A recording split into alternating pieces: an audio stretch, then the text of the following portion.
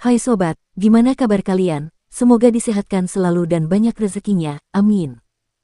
Jangan lupa untuk berlangganan. Dengan Anda berlangganan, Anda menjadi orang pertama di channel ini yang memiliki hak istimewa. Pada kesempatan kali ini, Sabta Novel akan melanjutkan Sword of Coming episode 57. Untuk melihat video selengkapnya, sahabat bisa kunjungi playlist yang telah Mimin sediakan. Yuk mari, kita berimajinasi bersama dan masuk ke alur ceritanya.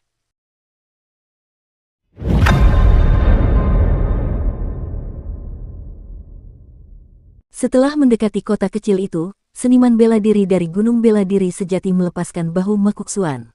Makuksuan sedikit pusing, dan setelah menggelengkan kepalanya, dia bertanya, apa yang terjadi? Apakah seseorang dari keluargaku menjadi sasaran? Mungkin orang luar menyukai salah satu harta keluarga kami tetapi ayah atau pamanku tidak mau menjualnya. Namun, orang luar itu bersikeras untuk mendapatkannya, jadi keluargaku menderita seperti Liu Xianyang. Berjalan cepat dengan Makuksuan di belakangnya, pria itu menggelengkan kepalanya dan menjawab, kitab suci pedang yang berharga itu adalah bagian dari alasan mengapa kera pemindah gunung dari Gunung Sun Skok bersedia melanggar aturan dan bertindak begitu tegas. Namun, alasan yang paling penting adalah permusuhan antara Gunung Sun Skok dan Wind Lightning Field. Jika Chen Songfeng dari Wind Lightning Field tidak datang ke kota kecil, Bai Yuan pasti tidak akan memilih untuk bertindak seperti itu.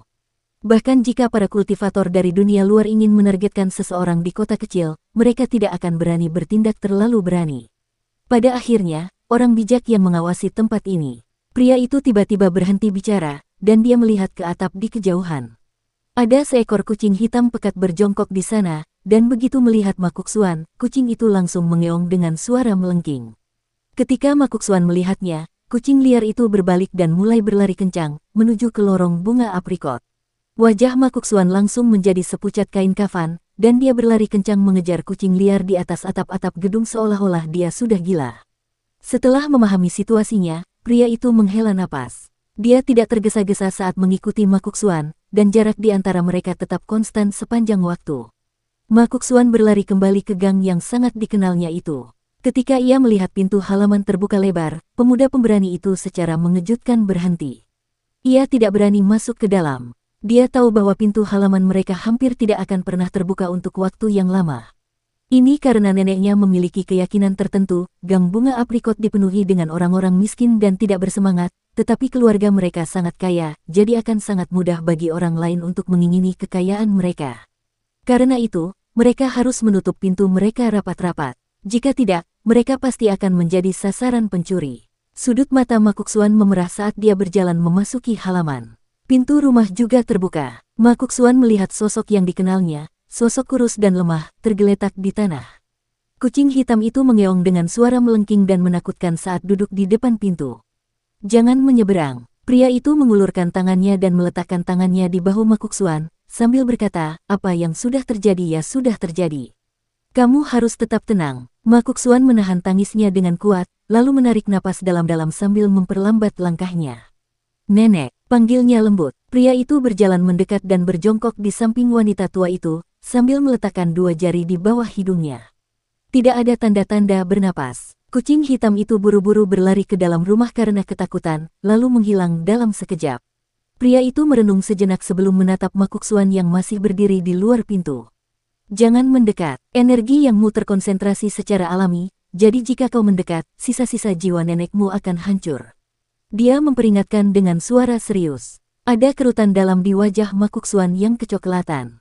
Namun, dia berusaha keras menahan diri untuk tidak menangis. Pria itu mengambil keputusan, dan dia meraih jimat harimau yang tergantung di pinggangnya dan berkata dengan suara serius, Tuan Qi, masalah ini tidak bisa ditutup-tutupi.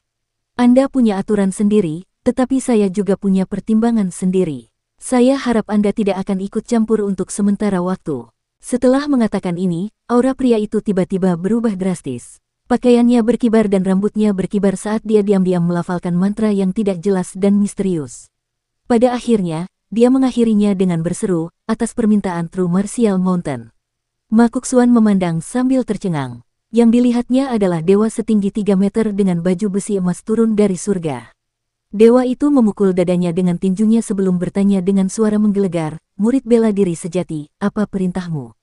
Kemampuan mistis dilarang di tempat ini, dan aku juga tidak begitu ahli dalam hal menangkap jiwa. Karena itu, aku memanggilmu ke sini untuk meminta bantuanmu mencari di sekitar rumah ini. Jika kau menemukan jiwa pengembara wanita tua ini, tolong kumpulkan untukku.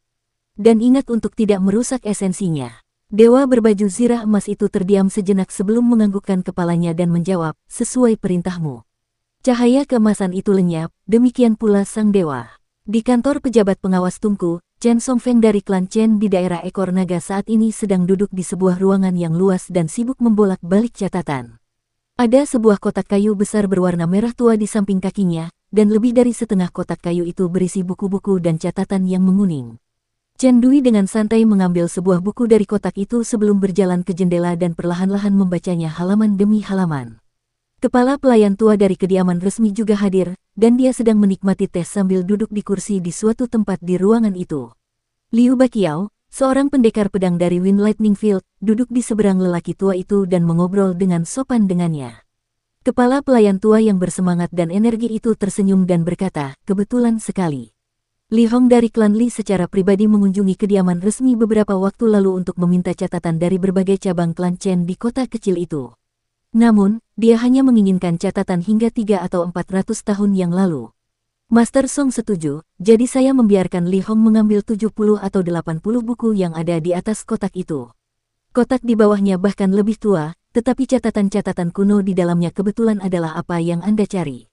Bahkan, jika tidak ada persyaratan resmi untuk menjemur buku-buku ini di bawah sinar matahari setiap musim panas, buku-buku ini pasti sudah dikunyah-kunyah oleh serangga. Berdiri di samping jendela, Chen Dui tidak mendongak saat dia berkata dengan nada acuh tak acuh, kudengar keturunan klan Chen di kota kecil ini semuanya telah menjadi pelayan dan pembantu untuk 4 marga dan 10 marga di Jalan Keberuntungan dan Gang Daun Persik. Beberapa dari orang-orang ini bahkan telah menjadi pelayan turun-temurun yang selalu berlutut dan bersujud kepada tuan mereka. Namun, mereka masih bersikap angkuh dan sombong saat bertemu dengan penduduk biasa di kota kecil ini. Pelayan tua itu memasang ekspresi canggung. Chen Dui berbicara tentang 4 nama keluarga dan 10 klan, namun cucu tertua dari klan Chen di daerah Ekor Naga, klan yang kuat dan kaya yang telah ada selama lebih dari 1000 tahun, dengan patuh duduk di sana dan memeriksa catatan-catatan seperti seorang pelayan.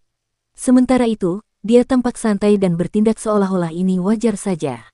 Bahkan dengan menggunakan tempurung lututnya, pelayan tua yang cerdas itu dapat mengetahui betapa mulia dan tinggi pangkatnya dia sebenarnya. Meskipun tidak ada pelayan atau pekerja pengurus lama yang berasal dari klan Chen, dia memang memiliki hubungan yang baik dengan klan-klan yang berkuasa di kota kecil itu. Jadi, dia tidak ingin membuat kesalahan mengenai masalah ini dan secara tidak sengaja memprovokasi orang luar yang berkuasa dan mendominasi ini. Dengan mengingat hal ini, dia dengan hati-hati merenungkan kata-katanya sambil meletakkan cangkir tehnya yang bercorak es retak. Nona Chen, tidak banyak yang bisa kulakukan tentang ini, dia memulai. Menurut seorang tetua di kantor, awalnya ada 2 cabang klan Chen di kota kecil ini, dengan keduanya memiliki leluhur yang berbeda. Satu cabang pindah dari kota kecil itu sejak lama, dan mereka tidak meninggalkan keturunan. Namun, samar-samar aku ingat yang lain menyebutkan bahwa mereka secara khusus menugaskan beberapa petugas kuburan ketika mereka pergi. Namun, itu sudah terlalu lama, jadi sudah tidak mungkin untuk memverifikasi klan mana yang bertanggung jawab untuk mengurus kuburan klan Chen. Sedangkan untuk cabang lainnya, mereka juga dulunya adalah salah satu klan paling kuat di kota kecil itu. Bahkan, mereka termasuk di antara beberapa klan teratas. Namun, dunia ini tidak kekal, dan setelah beberapa pergumulan internal dan eksternal, mereka perlahan-lahan mulai menurun. Hal ini khususnya terjadi selama beberapa ratus tahun terakhir. Seperti yang Anda katakan, Nona Chen, mereka memang semakin tidak mampu dari generasi ke generasi. Dan hari ini, sudah tidak ada lagi keluarga yang mandiri dari cabang ini. Oh, tunggu dulu, aku baru ingat bahwa ada satu orang yang masih mandiri. Dia kemungkinan besar satu-satunya anggota cabang ini yang belum menjadi pelayan 4 marga dan 10 klan.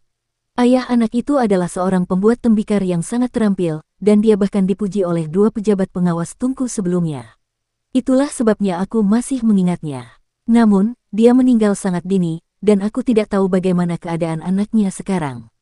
Bagaimanapun, berdasarkan apa yang kulihat dan kudengar, orang-orang di kota kecil ini memperlakukan keturunan klan Chen dengan cukup baik secara keseluruhan. Hal ini terutama berlaku untuk klan Song dan klan Zhao, dan bahkan kepala pengurus di tempat tinggal mereka berasal dari klan Chen. Mereka adalah tuan dan pelayan dalam nama, tetapi mereka hampir seperti keluarga dalam kenyataan. Setelah mengungkap semua sejarah kuno tentang klan Chen, pengurus tua itu mengambil cangkirnya untuk menyesap teh. Chen Dui tersenyum dan berkata sambil mengangguk, "Pelayan Sue, Anda orang yang sangat cerdas. Tidak heran kantor pengawasan tungku pembakaran dapat berjalan dengan lancar." Pelayan tua itu tersenyum dan menjawab, "Anda menyanjung saya, Nona Chen. Saya hanya menyadari batas kemampuan saya, jadi satu-satunya tujuan saya adalah melakukan yang terbaik yang saya bisa. Itu tidak lebih dari sekadar kerja keras." Chen Dui menjawab sambil tersenyum. Ia kemudian berbalik menghadap Chen Songfeng yang sedang duduk dengan tegak, dan menegur dengan suara dingin, "Jika kau benar-benar tidak dapat menemukan apapun, mengapa kau tidak membalik kotak itu dan mulai dari catatan di bagian bawah? Tidakkah kau mendengar kata-kata pelayan Sue tadi? Selama 1000 tahun terakhir, catatan di kota kecil ini hanya mencatat informasi tentang cabang lain dari klan Chen. Jika aku ingat dengan benar, cabang ini memiliki leluhur yang sama dengan klan Chen di daerah ekor naga milikmu. Apa, asyik ya membolak-balik catatan silsilah ini di mana semua orang adalah pelayan atau pembantu?" Dukung terus channel YouTube Sabta Novel. Butiran keringat terbentuk di dahi Chen Songfeng. Bibirnya sedikit pucat, dan dia secara mengejutkan tidak berani membantah Chen Dui. Dia buru-buru berdiri dan membungkuk untuk membalik kotak kayu itu. Pelayan tua itu segera duduk tegak, tidak lagi tampak santai dan riang seperti sebelumnya. Liu Baqiao benar-benar tidak tahan lagi untuk menonton. Chen Songfeng memang orang yang lemah lembut, tetapi dia tetaplah calon pemimpin klan Chen di wilayah ekor naga. Terlepas dari latar belakang Chen Dui, dan terlepas dari apakah mereka berasal dari klan atau sekte yang sama, dia setidaknya harus menunjukkan rasa hormat yang mendasar kepadanya. Karena itu, suara Liu Baqiao terdengar serius saat dia berkata, "Chen Dui, jika aku tidak buta, Chen Songfeng sedang membantumu sekarang. Jadi, meskipun kamu tidak berterima kasih, kamu tidak seharusnya berbicara kepadanya dengan cara yang merendahkan." Chen Songfeng buru-buru mendongak dan menunjuk Liu Baqiao dengan matanya. Namun, Liu Baqiao balas melotot ke arahnya dan berseru, "Bahkan kaisar pun punya beberapa kerabat miskin. Apa, mungkin ada beberapa pengecualian? Baiklah, tapi apakah pengecualian ini memberi mereka hak untuk bersikap menghina terhadap orang lain?" Dia jujur dan terus terang. Itulah sifat bawaan Liu Baqiao dari Wind Lightning Field. Chen Songfeng memasang ekspresi getir. Pelayan tua itu menundukkan kepalanya untuk minum teh, berpura-pura tidak bisa melihat atau mendengar percakapan ini. Chen Dui ragu sejenak sebelum tersenyum tipis dan berkata, "Itu benar." Kali ini, Liu Baqiao yang merasa sedikit bingung. Chen Dui meletakkan catatan yang sedang dibacanya di atas meja, dan dia berencana untuk keluar mencari udara segar. Sebagai tuan rumah, pelayan Sue tentu saja mengundangnya untuk tinggal. Namun, Chen Dui dengan sopan menolak undangannya. Setelah meninggalkan kantor samping, Chen Dui berdiri di koridor dan melihat ke kejauhan. Ada ruang yang cukup besar di depan lobi kantor, dan di ruang ini berdiri sebuah gapura yang menghadap pintu lobi. Ada sebuah karakter besar yang tertulis dalam aksara kuno, dan ini adalah karakter Yue, seperti dalam pegunungan. Ini bukan pemandangan yang langka. Setiap kekaisaran dan negara fana akan menunjuk 5 gunung sebagai 5 gunung, dengan 1 gunung di masing-masing utara, selatan, timur, barat, dan tengah. Gerbang yang berdiri di depan gunung-gunung ini semuanya akan ditulis dengan 2 karakter yang ditulis sendiri oleh kaisar, dengan karakter Yue selalu ditulis dalam aksara tradisional. Para sarjana, pembudidaya, dan orang-orang abadi di generasi mendatang memiliki ratusan hingga ribuan penjelasan berbeda tentang mengapa hal ini terjadi. Akan tetapi, alasan sebenarnya kemungkinan besar telah hilang dalam catatan sejarah. Chen Dui melihat sosok besar dan sosok kecil duduk di anak tangga batu putih di bawah gapura, sambil mengobrol pelan tentang sesuatu. Dia ragu sejenak sebelum perlahan berjalan mendekat. Untuk menghilangkan kecurigaan bahwa dia menguping, dia sengaja batuk ketika mendekati 2 orang yang duduk di tangga. Namun, tanpa diduga, 1 orang tampak antusias saat berbicara, dan 1 orang asyik mendengarkan, sehingga keduanya memperlakukan Chen Dui seolah-olah dia tidak ada. Chen Dui tidak menanggapinya dengan serius, dan dia duduk dengan santai di ujung tangga lainnya. Meskipun dia tampak santai dan biasa saja, cara dia duduk tetap memancarkan kesan sopan dan tegak. Kedua orang itu berbicara menggunakan dialek resmi benua botol berharga timur, dan ini adalah sesuatu yang dapat dipahami Chen Dui. Kalau tidak, dia tidak akan datang ke kota kecil ini sejak awal. Namun, dia masih tidak dapat berbicara dengan dialek ini dengan lancar, jadi dia sebagian besar tetap diam ketika bepergian ke sini bersama Chen Songfeng. Tentu saja, Alasan utama dia tidak banyak berbicara adalah karena dia tidak punya banyak hal untuk dibicarakan dengan Chen Songfeng dan Liu Baqiao. Liu Baqiao tampak sembrono di permukaan, tetapi sebenarnya dia adalah seseorang yang benar-benar fokus pada dao pedang. Meskipun dia tampak cukup menarik, dia sebenarnya cukup membosankan. Sementara itu, Chen Songfeng ingin menghidupkan kembali klannya yang sedang merosot. Dia tampak sederhana di permukaan, tetapi sebenarnya dia adalah seseorang yang mempertimbangkan banyak hal dalam benaknya. Kedua pemuda papan atas dari benua botol berharga timur ini tidak cocok dengannya. Keyakinan dan aspirasi mereka berbeda, jadi mereka tentu saja tidak akan akur.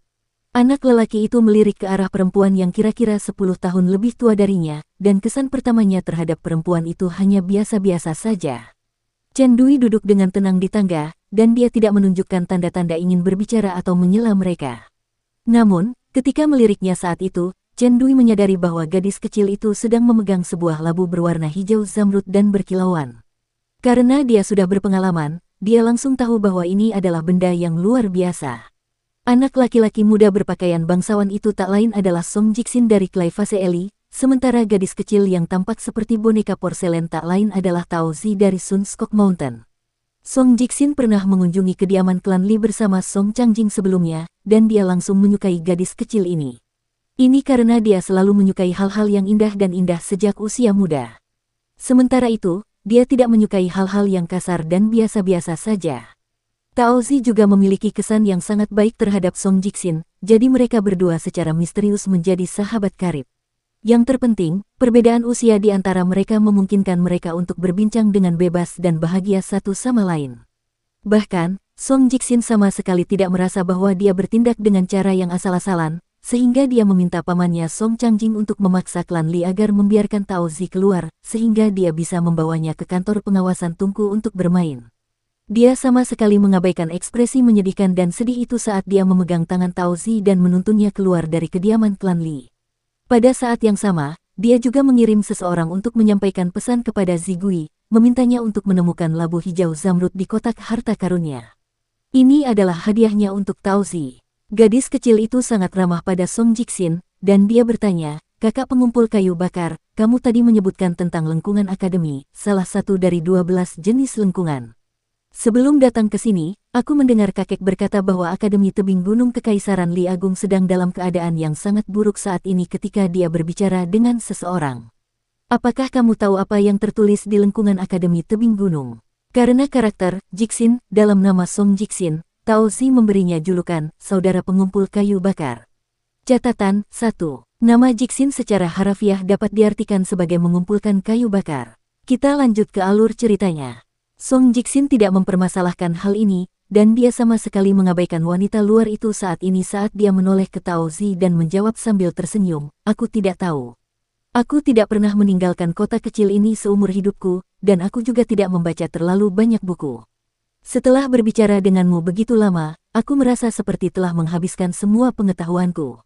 Tao Zi menghela napas dan berkata, "Aku penasaran apakah kakek Yuan beruntung dengan pencariannya."